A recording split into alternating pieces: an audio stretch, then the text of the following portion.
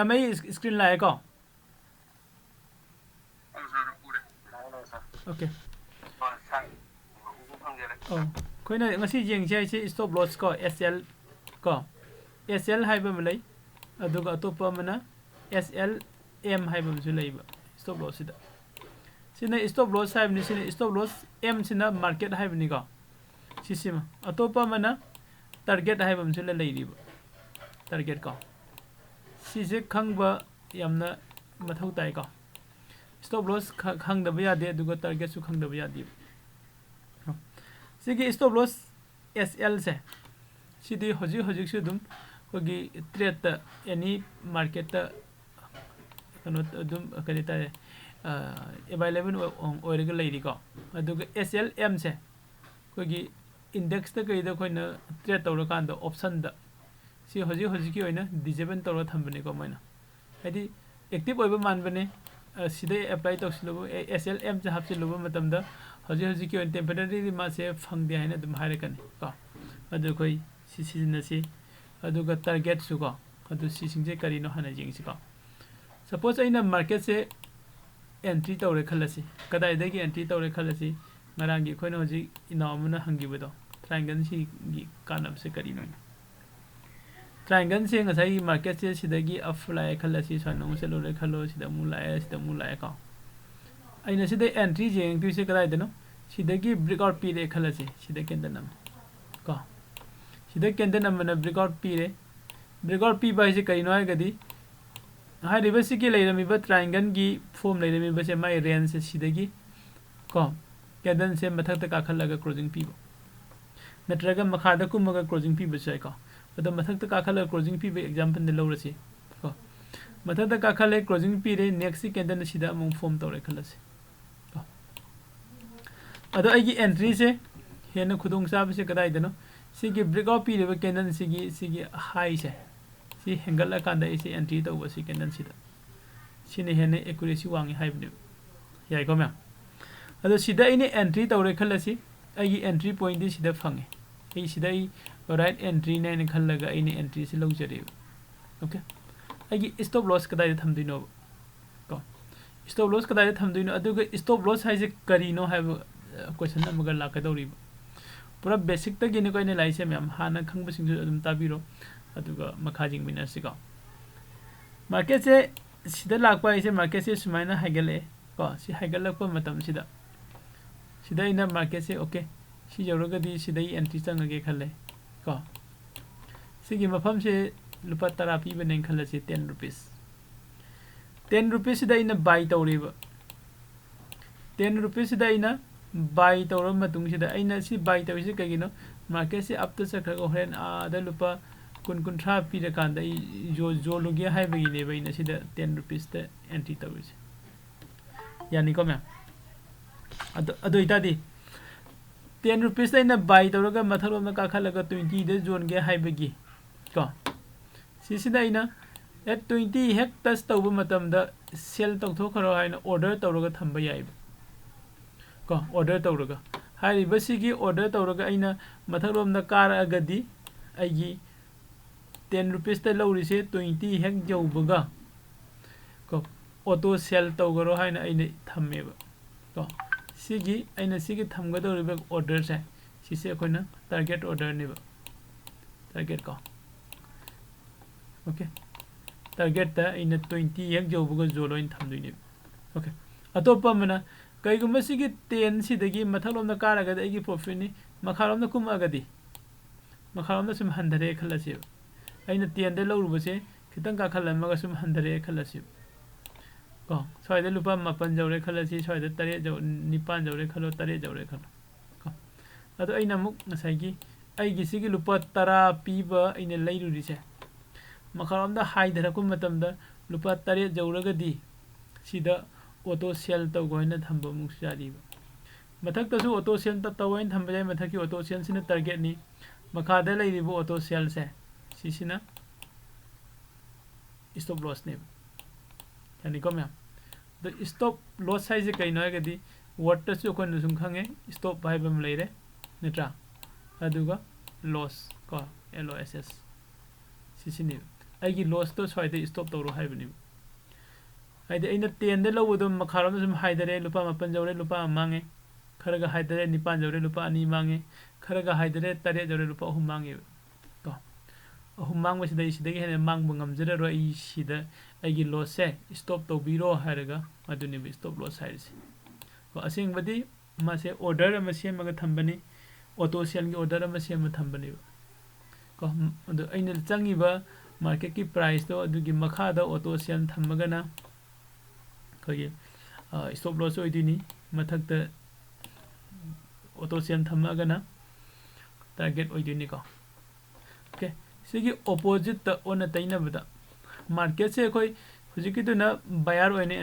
entry तौबैनी नत्रा अइना कैगुंबा मार्केट सिदा सेलर ओइने एंट्री तौलेबा को सेलर ओइने एंट्री तौले सेलर ओइने एंट्री तौबाइति मार्केट से सी हाई धरकबा हाइबनी नत्रा सी हाई धरकबगी मतम सिदा अइना ओके सी जगह सिदा इसी एंट्री तौरगे हैना ई एंट्री तौसिल खलसिब सी जगह सिदा 100 रुपीस पीरे ने खलसिबको अदुगा अइना पामिसे कैनो मार्केट से सिदगी सुम सुम सुम तागरगा होयना सोइदा 120 गा यौरे खलसि सोइसिदा ई एग्जिट तौदुइनि को सेलर ना एंट्री तौबो मतमदा फर्स्ट सेल तौरगे एंट्री तौइको अइगोमदा हाइरिबा शेयर से सुने लेत्रगसु सेल तौरगे एंट्री तौबो याय अदुगा होरेन सेलर सिना अमुक मार्केट तगी एग्जिट तौगे हाइरगदी मासिना कैदौरगा एग्जिट तौरनी बाय तौरगे एग्जिट तौरक्तिनि को ओके सिदा गाउनिङै केमते लेते को मैम अदु ngसाइ सिदा इना 100 त सेल तौरगे एंट्री तौरे अइसे 120 से सोरे को 80 हागे तौरमबनी 80 को 100 त इना सेल तौरगा संगे हाइदरागा सिदा 80 यौरेबा को सिगी 80 सिदा अइना ngसाइगी ऐसी सेलर नि खलसि अइना 100 सिदा एंट्री लौरे को 100 सिदा इनि एंट्री से लौरा कांदैदि अइना मुकमु हाइरे कदाइदा होरेन सिदा 80 यौरकपसे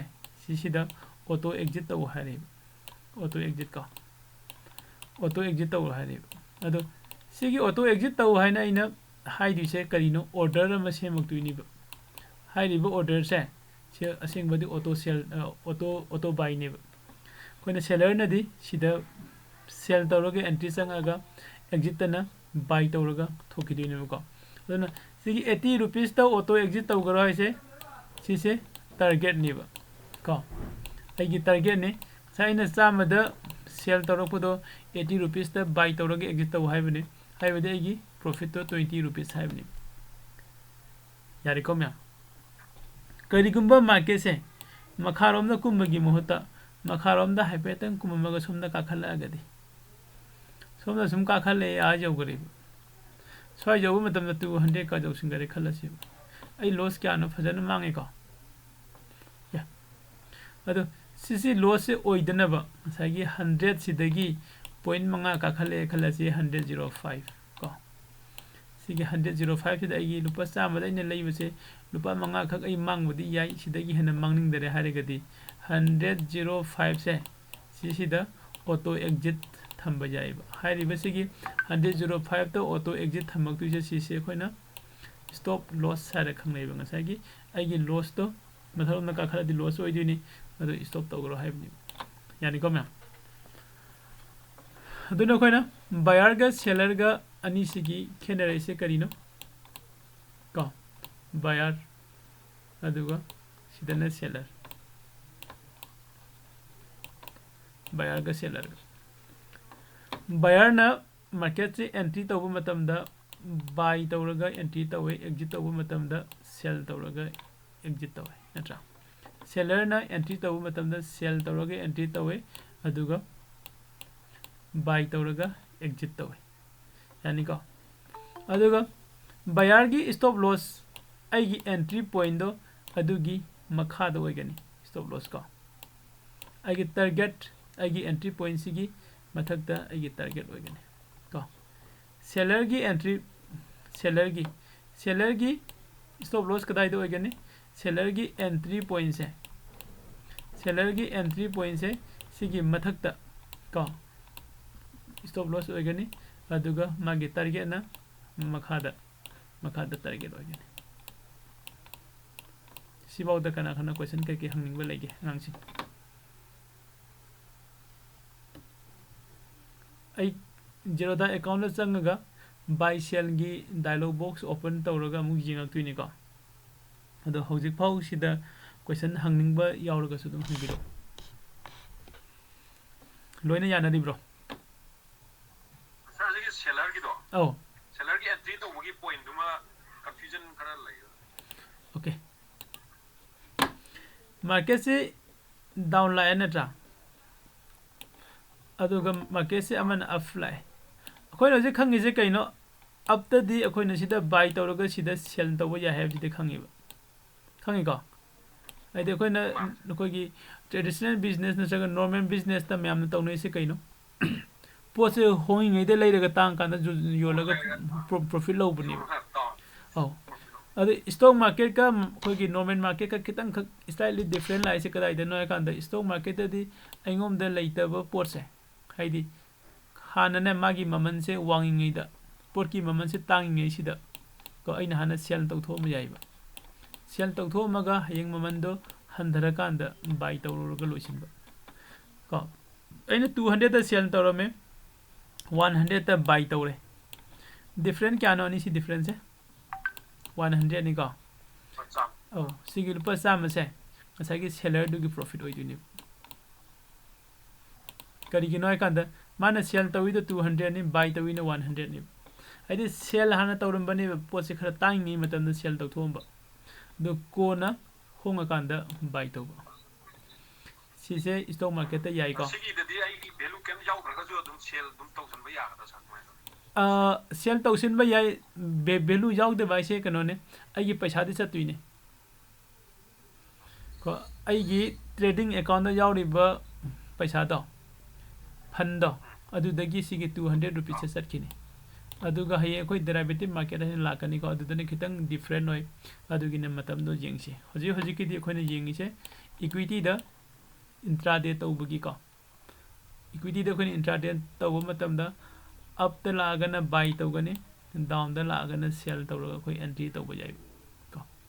अदु अइना सेल तौरगने एंट्री तौरगने आगी स्टॉप लॉस से मथक ते लेरनी को एंट्री दुगी मथक ता टारगेट न मखादा अदुगा अइना बाय तौरगे एंट्री तौरगना आगी स्टॉप लॉस न मखादा टारगेट न मथक ता अतो ओजागे से क्वेश्चन नंबर ता ताके ताबिदा औ तारी तारी हाबिरो आई ngasi WhatsApp ता थेना जबद के याउजनै आई मफम जे मिजोराम दगे नि याउजरै छे ओ याम नुंगाई करी मिजोराम द कै थबकी लैरिगे आई द लेक्चर ओइन लैजबने द आई स्टॉक मार्केट सु इंटरेस्ट लैजदना हाना सार सैतम की दगा आई ट्रेनिंग का खलौजरबन ओके अद संबा खान टेक्निक खगा तौजबा नाइको आई मयाम कैनो ngasi से ओजा कनो की दगी खोगी ओजा सैतम की दगी मी दुम यावरे हाइदि ग्रुप द लिंक आइनगा सोइदन थाजिंगिबा यावगिब्रा याव आइगिदि मी यावरकपदि आइगिदि मोस्ट वेलकम नि लोइनम को आइना सोइबदगा थाजिंगिबा ओ आई ग्रुप द आई थेना जदना चंगजरै नै खंजे ओके ओके ओके अदु दे खरा आई कनो द ओजा सैतम न कैसु बुदि खलमय कम आइगे सु मर वेलकम कैसु खल हाइना अखोइ अखंबा मयाम नि मते लोकजा बाइ जबा तारे दा आइना हंजनिंग से मरा खाना मरा जकी मिजराम दे यावै को जाजे ममिंग बोतो को ब्रा ना कौदे आई दिलीप कुमार इबो सो खंगी आई याम नाम नै किलोमीटर सो नाम नै माय खमा आदा हुजिकी कनो से हुजिकी हाइब्रिड पोसी सीएनसी दे अप्लाई तो मार्केट वर्क तो यादु तो जामाय कनो से हुजिकी स्टॉप लॉस अदुगा टारगेट से होय होय मार्केट वर्क तो तमाय एक्टिवेट तो बुदो ओइबदा खंजाबाय होय स्टॉप लॉस टारगेट सिदे मार्केट अवर खक्तंग गिनी को अदु नतबा अतोप म लैरि को होय होरे न सु जिंगक्से ओके अदुगा नसाय को की स्टॉप लॉस ता कोइ नसिदा सेल तौबा बाय तौबा हाइरिसे कोइ की इक्विटी दा को इक्विटी दा कोइ न ट्रेड तौबा मतम दा इंट्राडे तौबा मतम दा सेल तौबदी यागने अदुगा सीएनसी दा सेल तौबदी यारोय को हयेंग अमुक औ सेल सिना कोइ न डेरिवेटिव सेगमेंट दा संगसिन लकान को फ्यूचर ऑप्शन दा अदुम सेल अमुक यारकने को हाय हाय हाय मखा तबे साम खा हाय atop question kana na leirige angangsing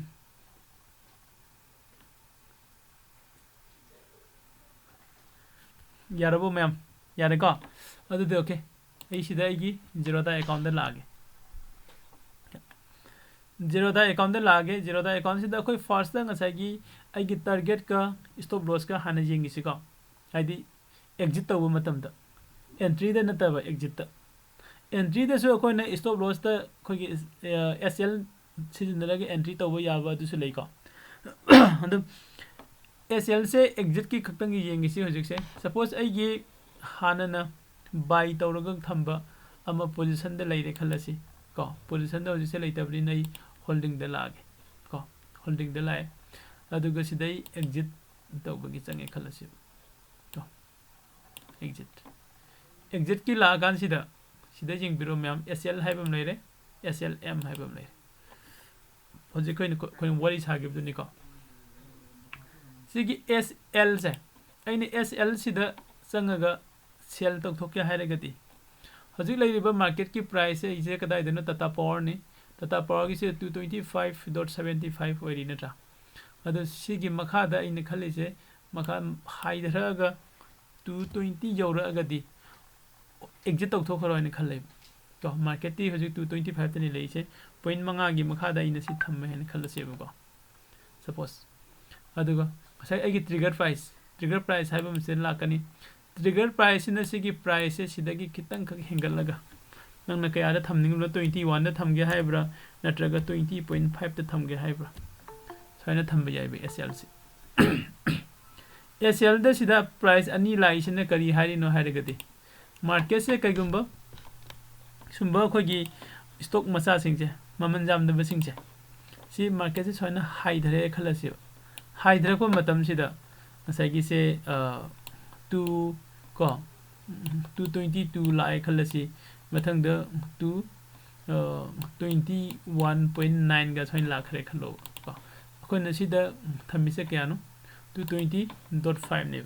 को नसागी 220.5 तगी हौरगा को 220.5 220.4 को .3.2.1 अदुगा 220 हाइरिबो पॉइंट तरुक से सिगी मरक एनी पॉइंट अमदा मार्केट न टच तौरको मतमदा मासे ऑटो सेल तौगिनी को अदो ngasa aina thamiba sigi point taruk sisu touch tauramdana songaga sarkhragadi ai stop loss hit oiroiba mo aina khalo ju karina gi stop loss thamna market se ada 29 kano jogre hain 219 jogre hain ko sagi aina stop loss thami se suppose aina stop loss se 20 rupees ta thamme khalase duga market ne la mi se na 20.1 na touch tawre me khalase adugi next 19.9 na 9 da chakhare khalase marak ta gi stop loss de kada ideno 20 sini 20 से market touch तौरम दरे तो से लोइना थोई को कनो दा खोगी stock मसा मसा सिंग निफ्टी दा बैंक निफ्टी दा खोइना ट्रेड तौब मतम ददी इंडेक्स ददी ओपन इंटरेस्ट मैम जाम बनिना वॉल्यूम मैम चाव बनिना सी सुमसे थोकते मा ददी पॉइंट खुदिंगी ट्रेड से तौरक बनिना टच तौई को अदो सिदा स्टॉक ददी सुमाइना कालगा सखिबसी जावे अदुना ngसागी सिसिदा डिफरेंस है SLM हाइबसिगा SL हाइबगा अनि सिगी डिफरेंस है सिदने बलाइसी SLM हाइरगदी सपोज आइनी SLM द नमगदी सिगी ट्रिगर प्राइस खतने पीदुसे ट्रिगर प्राइस आइना 20.5 आइना पीरे खलसे 20.5 सिदा मार्केट न टच तौरबा को आइगी स्टॉप लॉस हिट ओइरगा कैदौरनी मार्केट तगे आइसे एग्जिट तौगरनेबा ऑटो एग्जिट ने एग्जिट तौ हैवी ऑर्डर ने पीरक्तुसे कईगुंबाइना स्टॉप लॉस से को मार्केट से लागा 20.5 से टच तौरम दरे काम थोगा से खरे खलसे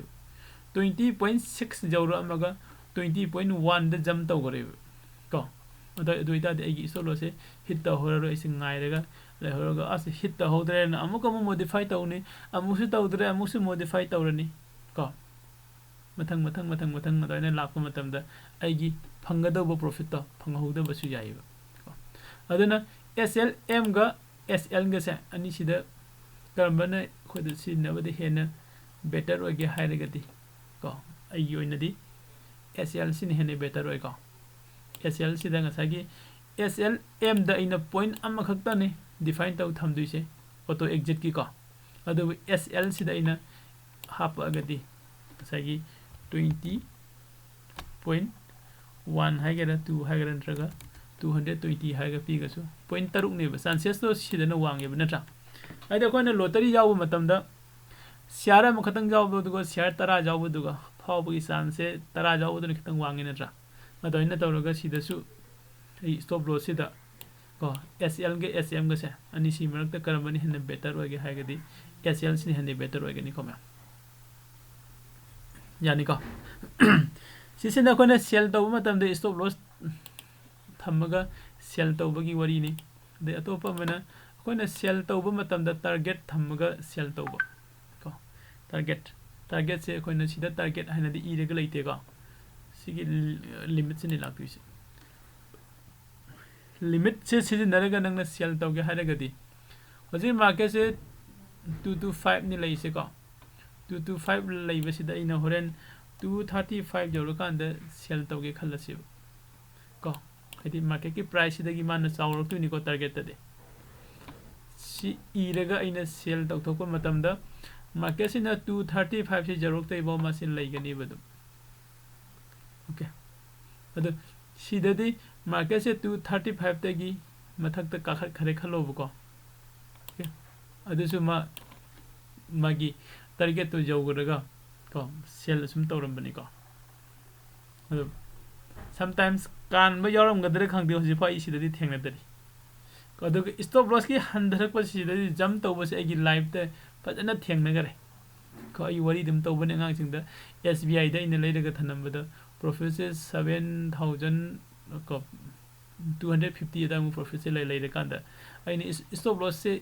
ꯑꯦꯝꯁꯦ ꯊꯝꯃꯒ ꯇꯥꯟꯅꯔꯛꯄꯗꯅꯦ ꯁ꯭ꯇꯣꯞ ꯂꯣꯁꯁꯦ ꯍꯤꯠ ꯑꯣꯏꯌꯨ ꯁꯨꯡꯌꯥ ꯌꯥꯗꯕ ꯑꯗꯨꯅ ꯂꯥꯁꯇ ꯑꯩꯁꯦ ꯀꯩꯗꯧꯒꯦ ꯍꯥꯏ ꯀꯥꯟꯗ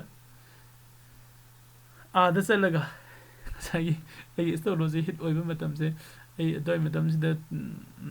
2,750 ꯑꯗꯨꯋꯥꯏꯃꯨꯛ ꯐꯪꯉꯒ ꯑꯩꯁꯦ ꯑꯦꯛꯖꯤꯠ ꯑꯣꯏꯍꯧꯋꯦꯕ ꯌꯥꯝ ꯊꯤꯅ ꯅꯨꯡꯉꯥꯏꯇꯦꯀꯣ ꯍꯥꯏꯗꯤ ꯑꯗꯨꯋꯥꯏ ꯃꯇꯝꯗ ꯑꯩꯅ ꯁꯤꯒꯤ ꯑꯦꯁ ꯑꯦꯜꯒꯤ ꯁꯤꯖꯤꯟꯅꯐꯝꯁꯦ ꯌꯥꯝ ꯐꯖꯅ ꯈꯪꯉꯨꯗꯔꯤꯕ ꯑꯦꯁ ꯑꯦꯜ ꯐꯖꯅ ꯁꯤꯖꯤꯟꯅꯔꯝꯃꯒꯗꯤ ꯑꯩ ꯄ꯭ꯔꯣꯐꯤꯠꯇꯣ ꯑꯗꯨꯗꯒꯤ ꯍꯦꯟꯅ ꯐꯪꯉꯝꯕꯁꯨ ꯌꯥꯏ ꯁꯤꯁꯤꯃ ꯂꯩꯔꯦ ꯑꯦꯁ ꯑꯦꯜ ꯑꯦꯝꯒ ꯑꯦꯁ ꯑꯦꯜꯒꯒꯤ ꯗꯤꯐ꯭ꯔꯦꯟꯁ ꯑꯗꯨꯒ ꯑꯩꯈꯣꯏꯅ ꯇꯥꯔꯒꯦꯠꯇ ꯁꯦꯜ ꯇꯧꯒꯦ ꯕꯥꯏ ꯇꯧꯒꯦ ꯍꯥꯏꯔꯒꯅ ꯂꯤꯃꯤꯠꯁꯦ ꯌꯨꯁ ꯇꯧꯕ ꯀꯣ ꯀꯣꯏꯁꯟ ꯍꯪꯅꯤꯡꯕ ꯂꯩꯕ꯭ꯔꯣ ꯑꯉꯥꯡ ꯑꯧ ꯁꯦꯜ ꯇꯧꯍꯧꯕꯗꯤ ꯀꯩꯗꯧ ꯌꯥꯗꯕ ꯍꯥ ꯁꯥꯔꯅ ꯇꯥꯟꯅꯩ ꯍꯥꯏꯗꯅꯀꯣ ꯑꯧ ꯁꯦꯜ ꯇꯥꯟꯅꯩ ꯍꯥꯏꯗꯅ ꯑꯧ ꯇꯥꯟꯅꯗꯕꯤꯗ ꯑꯗꯨꯝ ꯃꯥꯔꯀꯦꯠꯇ ꯁꯦꯜ ꯇꯧꯔꯝ ꯇꯥꯔꯒꯗꯤ ꯑꯗꯨꯗ ꯌꯣꯟꯕ ꯌꯥꯗꯕꯒꯤꯔ ꯃꯥꯔꯀꯦꯠ ꯑꯣꯀꯦ ꯃꯥꯔꯀꯦꯠꯇ ꯁꯦꯜ ꯇꯧꯕꯁꯦ ꯑꯩꯈꯣꯏꯅ ꯁ꯭ꯇꯣꯛꯁꯤꯡꯁꯤꯗ ꯑꯩꯈꯣꯏꯅ ꯑꯩꯈꯣꯏꯒꯤ ꯗꯦꯔꯥꯏꯚꯦꯇꯤꯞ ꯁꯦꯒꯃꯦꯟꯗ ꯑꯣꯞꯁꯟꯗ ꯅꯠꯇ꯭ꯔꯒ ꯀꯩꯗ ꯄꯥꯏꯔꯒꯗꯤ ꯃꯥꯔꯀꯦꯠꯇ ꯁꯦꯜ ꯇꯧꯕꯁꯦ ꯌꯥꯗꯦꯀꯣ ꯑꯣꯞꯁꯟꯁꯦ ꯑꯩꯈꯣꯏꯅ ꯅꯪꯅ ꯀꯩꯅꯣꯗ ꯑꯩꯈꯣꯏꯒꯤ ꯑꯦꯁ ꯕꯤ ꯑꯥꯏ ꯍꯥꯏꯔꯁꯤꯕ ꯑꯦꯁ ꯕꯤ ꯑꯥꯏꯒꯤ ꯑꯣꯞꯁꯟꯁꯦ ꯑꯩꯅ ꯑꯣꯞꯁꯟꯗ ꯇ꯭ꯔꯦꯠ ꯇꯧꯔꯤꯕ ꯑꯣꯞꯁꯟꯗ ꯇ꯭ꯔꯦꯠ ꯇꯧꯔꯀꯥꯟꯗ ꯃꯥꯔꯀꯦꯠꯇ ꯕꯥꯏ ꯇꯧꯕ ꯌꯥꯗꯦ ꯃꯥꯔꯀꯦꯠꯇ ꯁꯦꯜ ꯇꯧꯕ ꯌꯥꯗꯦꯕ ꯑꯅꯤꯃꯛꯁꯦ ꯀꯗꯥꯏꯗ ꯂꯥꯛꯀꯅꯤ ꯂꯤꯃꯤꯠꯇ ꯕꯥꯏ ꯑꯦꯟ ꯁꯦꯜ ꯂꯥꯛꯀꯅꯤꯕ ꯂꯣꯏꯅ ꯁꯤꯗꯩꯗ ꯂꯣꯏ ꯁꯦꯠ ꯇꯧꯍꯧꯕꯗꯨ ꯑꯃꯨꯛꯇꯪ ꯁꯦꯠ ꯇꯧꯈꯤꯕꯗꯨꯗꯅꯦꯕ ꯁꯥꯔ ꯑꯗꯨꯗ ꯑꯗꯨꯝ ꯍꯣꯏ ꯑꯧ ꯑꯣꯞꯁꯟꯗ ꯑꯩꯈꯣꯏꯅ ꯑꯦꯁ ꯕꯤ ꯑꯥꯏꯒꯤ ꯑꯣꯞꯁꯟꯁꯦ ꯑꯩꯅ ꯑꯦꯟꯇ꯭ꯔꯤ ꯇꯧꯒꯦ ꯍꯥꯏꯕ ꯃꯇꯝꯗ ꯑꯩꯅ ꯑꯦꯟꯇ꯭री तौदुइसे मार्केट सेलेक्ट तौरगा अइना एंट्री तौरगदी को मार्केट सेलेक्ट तौरगा अइना सेल तौरगसु मासे सेल तौबो यारोइबो अदु लिमिट सेल तौ हारकने मान लिमिट अइना सेल तौरगा थमे खलसे अमुक मथक तमु सों हकि मखा दमु सों दगे सुपान पांदरे अदुदने मथा सारै अदुम थोकपनि गोसे स्टॉक मसा कनो स्टॉक मसा मसा सिंगल सी याम थोकपनि रिलायंस गुंबा स्टेप सिगुम चंगो अदुदी पाकना थेंगना रोइबो हाइदि मोइददी ट्रेड की वॉल्यूम से हम चावइबो अदुना सुम अयाम मतमदा अखोइना पीबो कनो सिदा फंगबनेबो अदुगा इवन एसबीआई गुंबा को अदैदि से टाटा पावर गा लेसिंगसे को होगी इंडस्ट्रियल बैंक तो सार मदु अमोन थोकना योन याद लई हजिकु यादरिब्रा आई ngasi di market dia na tami na nga sidi tong play mali tong try to okay madu jon ma sungja mak yarak ta diko sida changbiyo ma ojana lawriba IndusInd Bank gi kano natra option option da changaga sigi market depth se sida changbiyo aduga som nakanda demand gi som side ta jingoba buyer gi bid to maman kaya da bid to bu jingoba mana adugi mana bid tawriba price to aduda target thamaga thajillo aduda dum chathibane ko si trick makhana okay oh acha experience is the guru hasi si trick makhana na de aina dum question chong amadam musem palu ja de ne leibai mohta ko oh ade ta siam abni sa umrik siam hoi market depth te fak changaga okay sida si leire de aduda tak thajin giba adu ma dum leiga dum ne माने लेगे मीने लेगे हाइबा ममन पिथो खदि लेगरनि नत्रा माने सुमसिंग से कोइ तौर कान सुम फंगै को ओजा किरण चक्रबो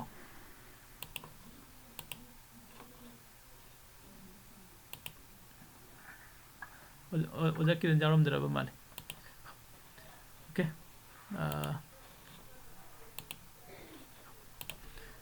अतोप question कई लेरिगे आगांसिंदगी सर कदम तंग जोगे सर औ हाबिरो मार्केट से आई सो थबोद बिजन मेशिन लो रेबा सर हाना औ कोनमो इथलो सरो नौना मो हाप याबो या ये कई कम कसुम गाइदे अदु इशु केमते लेते नंगने लेरबा मतुंगदा पोजीशन दा थोरांगनी को oh position da thore ko do siga sumana ni natra koine lagi bagi average price legani the LTP latest the last traded price market ki legani ko adi mai gi profit and loss loin lady adi exit ta changbiyo sidane dodol ahum leibudo dodol ahum sida khoi changaga exit ta changa kan si sandal ani ida stop loss sida chango adu ko simbiyo jan ko सिना कोइना लेरबा मतुंगदा stop loss थंबगी वरी निबा नत्रा अदो कनागुंबा क्वेश्चन हंगकपा यावे आइना मार्केट से एंट्री तौबा मतमदा को नसिदी क्लास से खितंग सांगनी को मैम आइना मार्केट ते एंट्री तौबा मतमदा आइसे आइगी टारगेट सु पिनिंगे अदु आइगी स्टॉप लॉस सु पिनिंगे यागदरा है याबमदी थोइ नत्रा सिदाई संगसिन गरगा नुंगाई न गायरगा लेबसु याइ आइने एंट्री तव मतम दागी स्टॉप लॉस पीबा आइगे टारगेट सु पीबा को ओके अदु अयदे यम नुंगाइने सिगी ऑप्शन से हानन कदाइ द जारंगे हकांदा खोइना सिदा बाय तव मतम दना बाय तव मतम सिदा को सिदा खोगी कवर ऑर्डर की नेक्स्ट है सिदा ब्रैकेट ऑर्डर है बम यारमे अदुगी बेकर ऑर्डर से जो लौथोखरे को कवर ऑर्डर खंग आइहौरे कवर ऑर्डर सिना कइनो अखोइना बाय तव मतमदा स्टॉप लॉस के लोइना बाय तव आइदि आइना खल्ली से मार्केट से आई एंट्री तवरगे अदु कइगुंबा हाइधरागदी को साइस से 515 ने 515 सिदगी 510 जौरगदी होयन स्टॉप लॉस ओइजग्रो मथादा काबा मखैदि अदुम काजगरसन आई प्रॉफिट तो लोइना लौरगे हाइना थादोखिबा याइबा सिदा कवर ऑर्डर चंगना को सिन्नतबा आइना कइगुमै एंट्री चंग मतम सिदा स्टॉप लॉस सु पीबा अदुगा लोइना ना आइगी प्रॉफिट सु पुलप सेट तौरगा थादोखिबा को हाइरिबे एंट्री से कनागुम खंगबा यावते हाइबिरो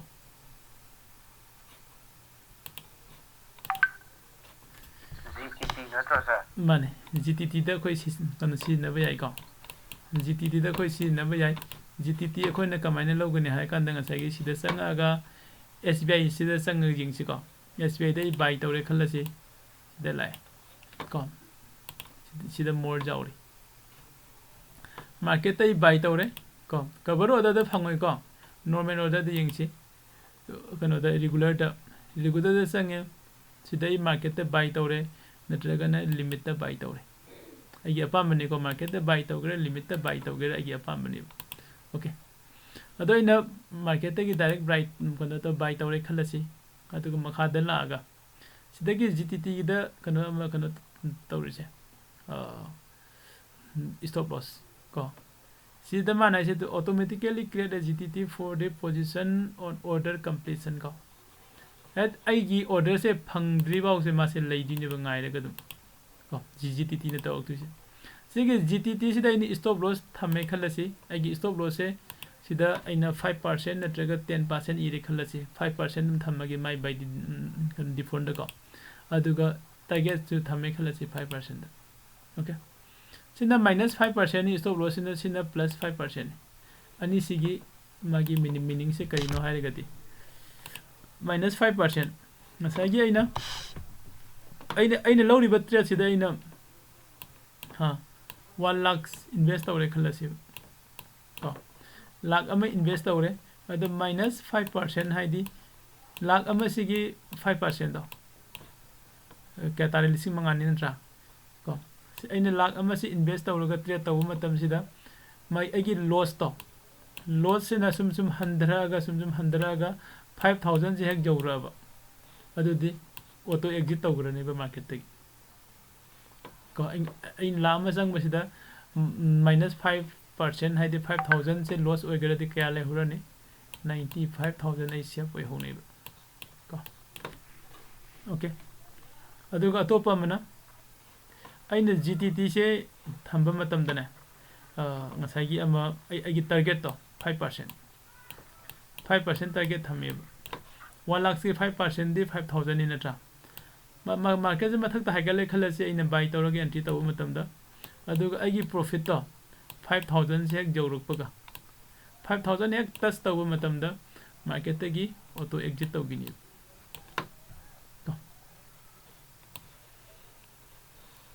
Zamasi ani si mana dia temple ba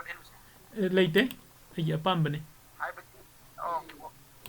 ai na sida stop loss ta na ai 10% o henge nifty di khara high volatility oi ko stock sing jeng na ro kan target sin ai hoi ta target sin ai masida gi hagal ga di 15% mo ko 1:1.5 swagi kan da profit and loss gi kan sida ai loge ga na swan thamasi si naba yai si naba matam da het magi khoina set tawraga thami se yaudri ba dum kanogi khoi order da ma si exit oraga leigani order da kadai da leigani hai kanda aina GTT da gi order la ga di order da sanga ga khoi order da si da open order ma'am leina tra adu gi order mak ta yaw ko ma'am GTT order gi man GTT order da leiga do ko okay si se ma leire GTT order se si nabagi khona care logo da point am chulai care logo da point sin kai no ka da ina GTT order se tawraga agi stop loss natraga target thamaga da market se entry tawriba entry tawraba matung sida agi profit se ngasa agi target se jawdariba natraga na agi loss se ngasa agi target kano se agi na set tawriba 5% se jawdariba adugo aina market se mong jeng kan sidi aigi kano sidi nghaktang de hit oirani sidi ai soida thooroge khale ko aina soi matam sida ise thooroge khala ko matam dai position de sangsil laga aigi sida hoji exit kano exist oirega leiri aigi trade to aina direct sangaga market ta ma se sell tok thok po jani ba ko mathai makha da GTT di exit oiri kan exist oiri ko GTT set tawroga leiri adu boina sida market ta sangsil laga ai masi ai stop loss se jawna bangai de yaro haina sida nampu da sell tawthoro posu yagani kai ga baina sida nampu da sell tawthok kharaga di ko order da sangaga GTT da sangaga GTT dai su manually cancel tawthok piramo natraga di kai ga matam da ma do padi amuk ma do life oira kusu yai chances ta nanga set tawroga thamiba point jing da hadi buy taw natraga na hadi sell taw hai amadi set tawraga thamiba horen aigi stop loss ki jaga da jaw kan da sell taw thore khalone ko aigi aseng ba hanagi changi wa trade tu di aina sell taw thokhreba GTT da set tawraga mu thamiba hairiba sigi trade se sell taw goina adu di aina loktho hogdare adum leireba cancel taw da sum leireba market na sum kuma dam da aina set taw gi ma pham da jaw di ma do life oira ko yaiba Sissu अदुम थोइको दुगा मथलोम सुम का खले खलसी अइना bye तो हाइना थमिबा मफम दु मासे bye तोक्सिलो खलो cell तोक्सिलो खलो हाइदि अइगी setting दुगी मतुगिना को live ओइरक याबे chance ले दुना अइना कइगुम पोजीशन द संगगा मादो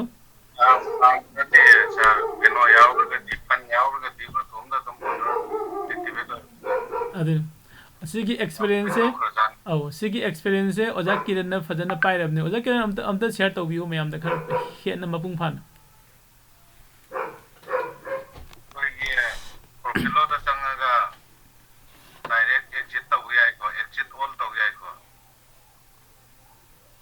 होय exit all je loida talko kre aina disona kanda gdt to da aina 10% je aina thammaga aina exit kano je sale je tawram ne by entry sanga de taw entry je adagi sale da je ai ko by hana takshan murga su sale tawkan da jo koina stoploss thammaga taw man de da ai ki gdt je da order je pending da active oiraga lay hawayo active bana dum lay bani program da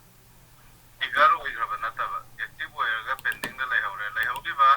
order je dai da comment to gebo project ke sagi order je dai lay tan na gdt da kai mau lay ke ko sumaina lay ga dam ne na tra na tigar ha ga ngang lay ga di su kai di okay madu lay hawda tar ga di cancel ta hawda tar ga di aingon na phal yaw ga di matom da hai ri ba kano se dei da aina ngasai lau riba da ai 50 quantity ni kang de 100 ni kang de lo da mani kang de ani ni kang de masi si adum thola ani okay aduna aina di ai ngasai gi profit to lauraga aina tuminna laijaraga natraga na ai manghau dren khalaga laiba magi level du yora kanda price matam du yora kanda ma matong ko ta tawra ai ngon da yaw da di plus to ina ohum lo top re do minus de yaw thom tar ga di yam tar ta ga do ta ro mane asmasi yam ko ai diga maru ba poni wa jai bi as yam sati maru ba yam ma de akhoi de system je o ta ro ga mobile je tinga mur ga wari sana do no ai do na le thu du ne mane ma sa ta na ma thong de active o ra ni adu da mail da kari da gdt tigar o ra na message ni ga ne mathang ani ohum lakh ne madu sumun na yeng bi ga dang ne khoi na asma tom da luxury o gi ni Zerodha gi ga na yeng ngau da lai ka lai se ba le sing ni ban phang ga hadu o lai ge du kun taruk su lai ram ba ne ai ka no ta uri ya waza bir ga wari sana sana na ne ai si gyan ngau gi da wari ga loi thong ra ga amu ga pho kam lang ni lai ho ada to we experience mo men ha to amu na lupa le sing tara ma tara hum doi phang ne nungai re na lai ga no da na sei do za kun taruk su ra mi do ka mai to ino na ga dai matum chang ya do I nam non tho re na tham ma ti pa da ni na ka tham ma trai pa do ino tam lang ni ngai da na ma se ai scalping tau din kan da I nga ren si yeng ga sanari kan da stoploss di tham ba yam kai no tau ya do sa kai no gi se si se na akoi na normal da ni da na ko होय aduga intraday da ID MIS ta law tar ga di GTD yong tham ya da ne औ सिदना अखोना MIS ता लागदी GTD जे फंगोय को disable नोयगनी GTD tangaro sida na mu adugi sa limit ta ur ga ne market ta na ta ba limit ta thamaga adagi tigar price ga tham di do adu ai kan pha ta dum ta ta biram aduna koi suji season na di MIS de ga na sa na the होय MIS ता औ MIS ता अखोना bye तौबसे bye तौबगी worry नि बो जा औ हाबिरो sir हजी order PU गान जीटीडी दु मथंदा दुम सेट तौजरक्तरा बा मथन अखोइना सेट तौगदरा अखोना तौगदौबने से ऑर्डर पियु गान सेट तौ मतम द जीटीडी द मथंदा ऑन दो प्रश्न औ सिसिदा आई सिदा स्क्रीन दा कनो तौरके को कोना ऑर्डर से तौ मतम दा रेगुलर दा संगा इंट्राडे दा MIS ता ऑर्डर तौरगदी GTT फंगरोय को अवेलेबल ओररोय अदुगा CNC दा इक्विटी CNC दा तौरगदी GTT फंगनी अतोपा मन अखोना कनो दा ऑप्शन दा लाय खलसी ऑप्शन दा ओवरनाइट दा चंगा गसु GTT फंगनी MIS ꯇ ꯂꯥꯛꯑꯒꯗꯤ GTT ꯌꯥꯎꯔꯔꯣꯏꯀꯣ ओके कोई ओवरनाइट लासीब ऑप्शन को नत्रगना कोई इक्विटी द CNC द तुम लेरसे सब माने एनी को सिदा GTT से इन हाफ के हारगदी मखा द लेरी सिंग जे स्टॉप लॉस की मागे सिदा टिक तो बम जाउरी से टिक तो बीबा स्टॉप लॉस हाफ होगे टारगेट खतंग थमगे हारगन टारगेट से टिक थमगा सिदा मा बाय डिफॉल्ट ओना मागे 5% लाई बसी 5 से इनो ओंथोनिंग बदो ओंथोप यागने को अदो सिगे टिक तौरिसे इन टिक तौरमद्रगदी केमता हाइरोय मा सेट तौररोय को सि टिक हेक तौरुरबा सोइबदगी अदुदि सिगे 5% एन माई बाय डिफॉल्ट ओना 5% लाइसे सिदा स्टॉप लॉस ता सेट तौरग सखरने बदु तो अखोइना सिसिदा बाय हैना फक्चंग बदना आगी ऑर्डर से अनि नि बसखैसे ऑर्डर अमना स्टॉप लॉस GTT और GTT की स्टॉप लॉस की ऑर्डर अमा खोई ऑर्डर की मन GTT the सखरने order Amna कदाई then order अमना आइना सिदे लिमिट चंग बोइरगदी सिगी लिमिट सिदा मार्केट बाय तौ हाइबगी ऑर्डर अमसु चंगानिबा कइगुमाइना मार्केट बाय तौरगा चंगागा सी ऑर्डर से एग्जीक्यूट तौरगा पोजीशन मनुंग द लैगरने अदुगा सिगी स्टॉप लॉस GTT द स्टॉप लॉस थमो हाइरसिना ऑर्डर की मनुंग द सिगी GTT की मनुंग द कनो ओइरगा मसागी एग्जिट ओइरगा एक्टिव ओइरगा लैगरने so see sai limit se heck your bugni with trigger to do oh man market up down salidra adu ke ko ko ji on door thamore kalone on door thame ko oh hoy adri market na amu down sala kan limit trigger to wani mathanda me to oh amu up ka kare ba amai to dina tra oh down ko tam da trigger mathanda handa tawli dine trigger tra pena limit thamaga trigger से ngasai nang asida thamiba 5% से once order GTT की order मा trigger तौरगदी मा one active तौररोय को अमुक्तंग hit तौगरबा trigger तौगरबा ngasai gi अखोने थमिबा GTT दो स्टॉप लॉस तनी खंगदे टारगेट तनी खंगदे अनि सिदे पुलपुन गी दिन मोहरेन अनि से मरकता अमदे हिट ओइगरेबा 5% से मथक तनी खंगदे मखा तनी खंगदे अदुदी हजिकी एक्टिव ओइरबा GTT दो अदु रेड ऑन करनेबा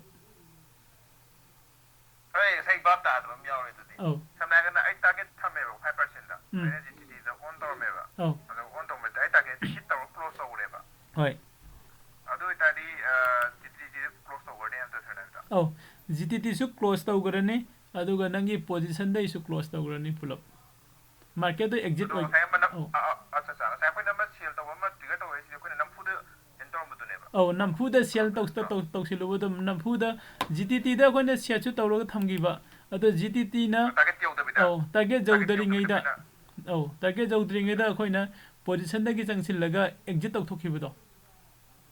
adai matam da GTT di som active oiraga leihorani ba active oiraga leihorani nagi active oiraga leihobani na horen magi point do buy natraga sen gi mathak ki makha gi adi stop loss ki natraga target ki ani dugi point se jawra khanda mai active oirani ba अदे फट position दा अम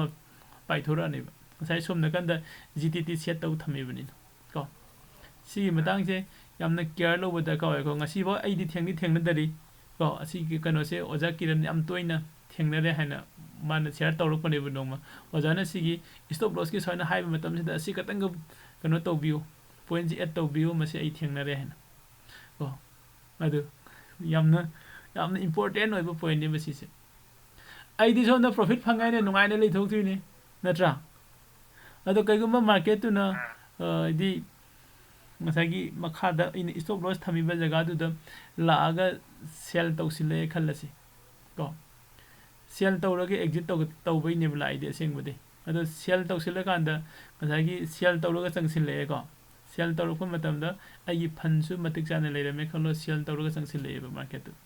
ado market की direction on adana ai minus ta dum chalaga dum minus ta lel honaga da chalam magi ai di khangaroi dei ni ai di somna kan da masagi ai di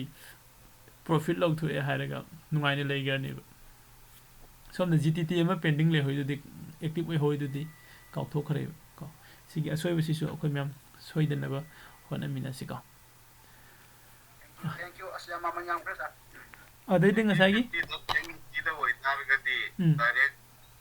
yam thuna thokpa yai ai ga mi SBI da ta wudo ai oda wari sano ke nu oda order ani mazu active koi Nang ngasai haigalakpada kiengbo erga profit to yauraga yamang dan to ya haidarakpada yauramnina mana ba wana kana uso haidaragada ni to para yam tai di hoi adai di aja adu oda machi si keno do option da di apply to ya di ha nata ya loina mo ge option da intraday da ya de hai ba MIS da ko okay delivery da ya hai ba delivery da ya hai ba oza ji kidu ne buy to kan je de ida mathak te stop loss em da stop loss to dan da tham ya chidai ida mana ji chat liver price je lupa mari ga pesa kun mangani ba ko hoi da aina khalli si CD market ta dum changa doi ne ba sidai sida so aina khalli si lupa mari makhai ora kan da lai ge break out tho ka ta hoi adai da ni ai ga limit ta tham ni na ta limit ta thamaga di lai phangoi ko ai adugi kano se ai harake suppose sise SBI ne ino ju open to ise ko limit am ta thambiyo kana gi si SBI le le ko SBI sida suppose khoi na analysis ki matung ina ko market se okay si da si suppose narangi anga amagi triangle gi wari do sida so paper lam ge ko sidagi market se khoi na la kan da sigi trend sida le ko sigi trend sida le buda sigi trend sidagi kai ra gadi haidi si se makha da hapse le triangle nam ta ne na ta sigi triangle sidagi break out tawra ga de I lawge aina lawdu se kadai de lawdu no sagi sigi candle ko se suppose aina khali se agi price se sidagi hangala kan da entry tawge khale sidagi haidi 516 sidagi kitang hangala ko 516 mujaro ge de buy tawrage khale ba oja kiran sigi points ni na ta si point se sida buy tawge khale buy tawge kan si SPI da change ai order am tawrage thamdoini market ti soide leiri bo hojik se market ti soide leiri natraga soide leiri adu si jawba si hengala ko se leige haire mid thambiyo da kana gino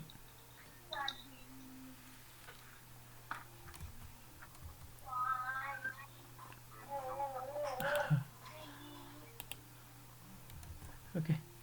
anang am ise sing lei ko sida ngajagi market ti hojik soide leiri aina lei pami si sigi point soide de lei pami ko 517 soide adi sidagi mathak te hengala kan ko 517 de lei pami sida ina kai gumba limit sida changa gana 579 e daga ina order tawsilu re khalasi okay 579 na changsil order tawu matamda hoji hoji leiriba market ki price da ma se buy to buy to rakani to okay sise kari gino ai kana da har ke thengna ba mi yawram mani ko thengna da su yawram gini asagi aina ngasagi sida aina limit ta thamaga 517 e ni ba aina khali sidi market je oriji 515 ni horen sida ki breakout piraga 517 jawra kan da leiro haina buy ta tawre ni ko adubo aina se buy hek tawibaga 517 jawdringa de ma se market ki hoji hoji leiriba price to aduda dum kano tawsile active osile ma se buy tawsile adu kari kino haire gadi sigi market ta koina market ta leibaga limit ta leibaga ani sigi kano se sidadi iman maneiba limit haire gadi manai se 517 bawba hedi till the English ki word amale dan till nam hebo till 517 haibani 517 bawgi marak se sida aphangba madal lairo haini sida order toksila agadi ko ado sisina market haragana market ki hojik lairiba price agi tak longna aina trigger pi reiba point do ado de lairu so haibani ko anisima okay ado de ngasai aina sida id 517 de laiba pambane नत्रा 517 दा इसे लैबा पाम्बने अदुबो सिदै अदु limit ता थमगसु फंगद्रे market ता थमगसु फंगद्रे आई 517 कमाइना लैदिनो सिनि याइ को सिगी कनो सिदा आई 517 चप चानदि फंगदि फंगोइ को फंगबसु आई दाउ जारदि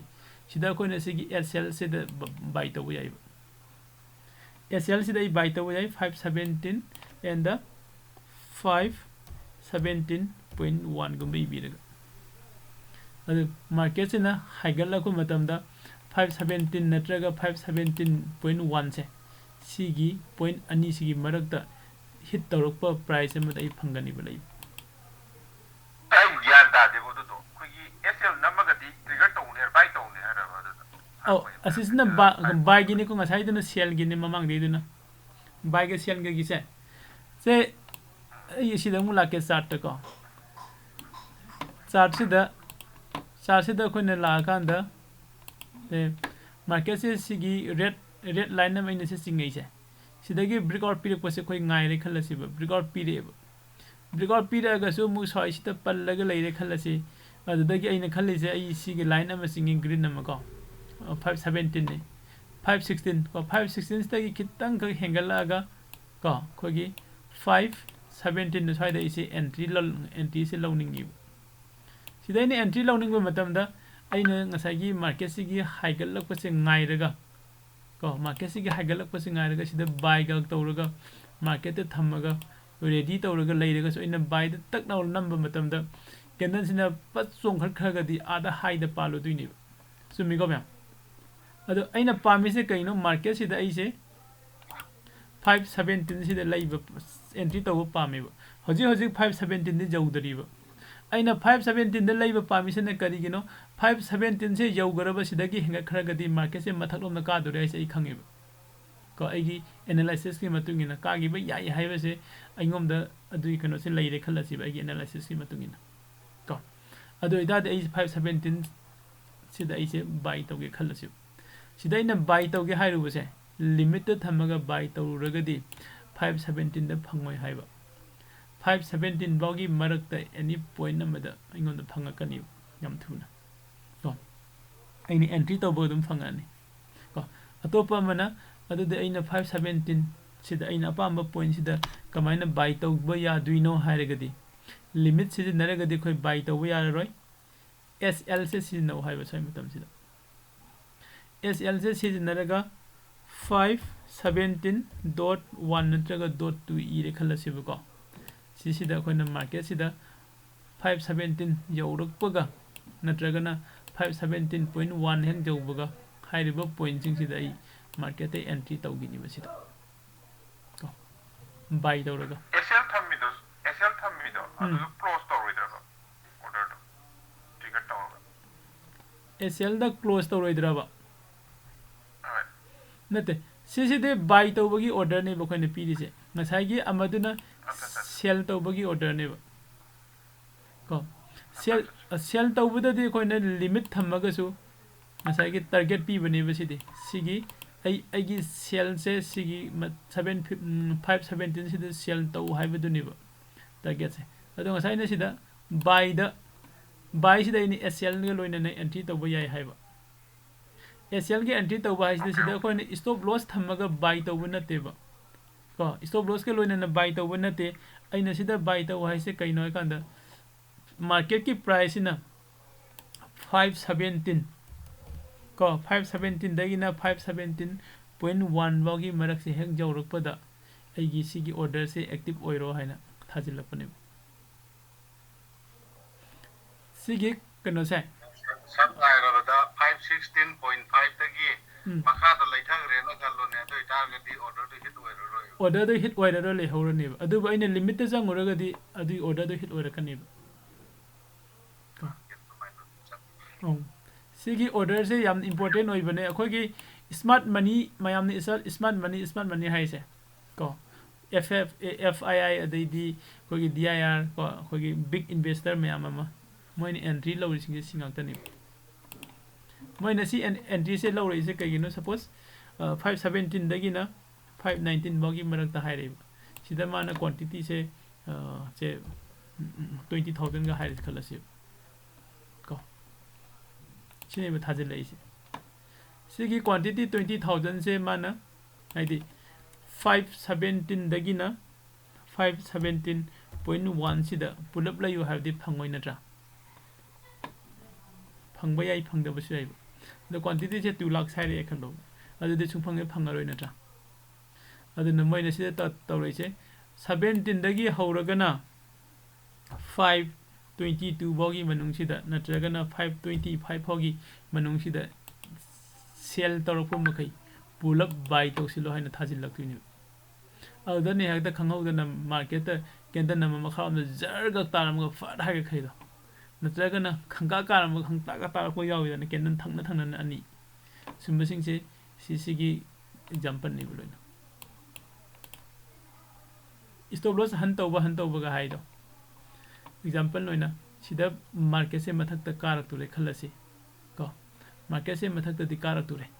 मथक कारम नाइसते मी म्याम एंट्री तौसिलगा लेरे हजि हजि से मी म्याम से एंट्री तौसिलगा कांदे गनो गन लेरे आई सिदा खितंग सिंखलके को इ कनो सी एरो से यादरे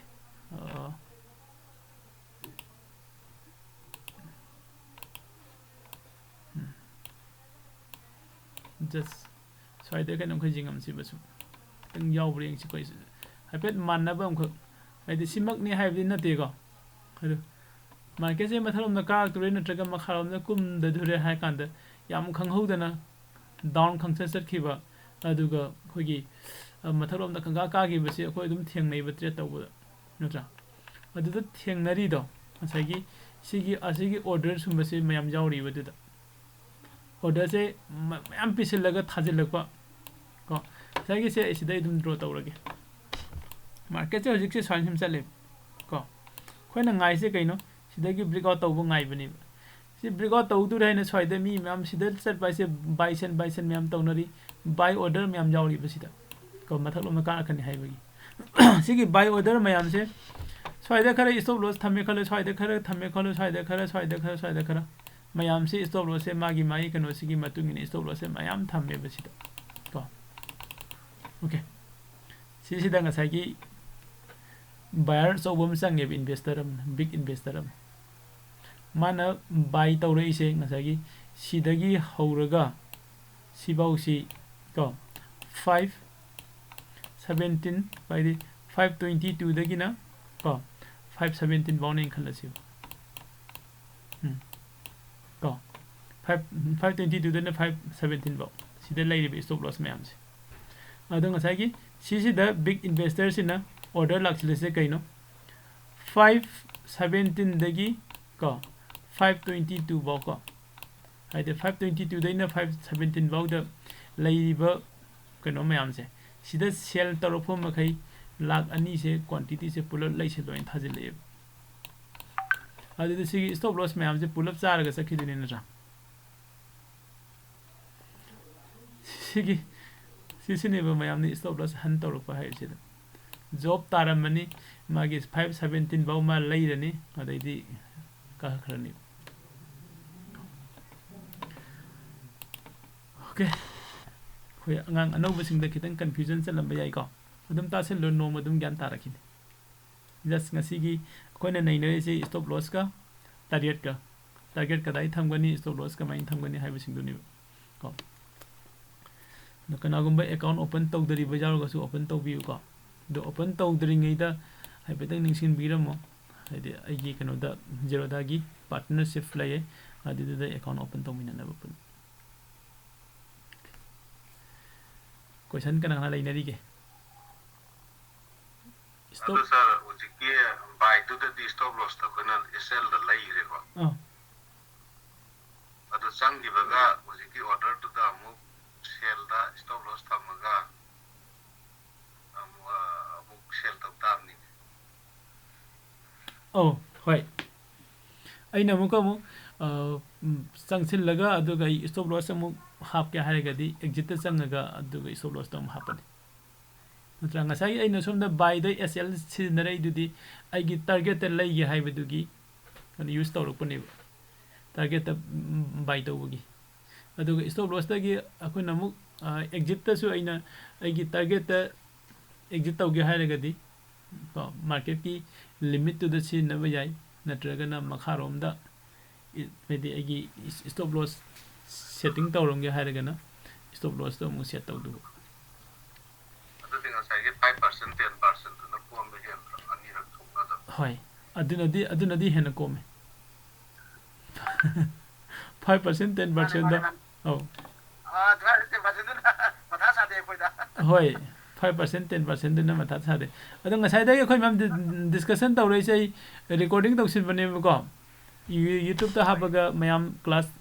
miss oiba singi yauna na bagi adu isoi da kano se recording se loisin ge adu discussion amu tawmina se ga yam sangman da hore upload taw ngamroi na trate